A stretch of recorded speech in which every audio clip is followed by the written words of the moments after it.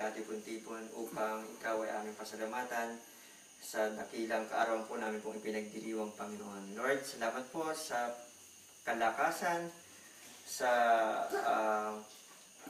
protection sa araw-araw, sa katapatan ng po sa amin, sa mga kabutihan, pagpapalang aming tinatanggap po sa loob ng isang taon sa maraming panahon, Panginoon.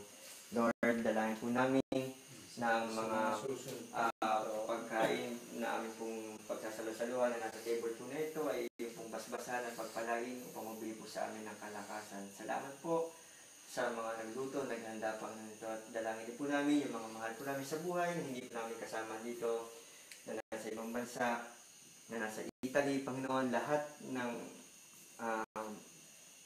naroon, Panginoon, ay patuloy na ingatan mo po at gabayan sa araw-araw, sa anumang kanilang karamdaman. Ikaw po ang kagalingan po namin, Panginoon, at sa mga pagsubok, problema, ikaw po ang aming solusyon at kalakasan, Panginoon.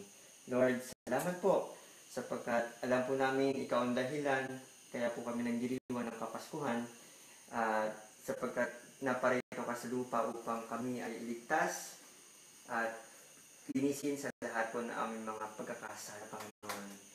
That's why, Lord, we have to celebrate Christmas, O Lord. Thank you, Lord.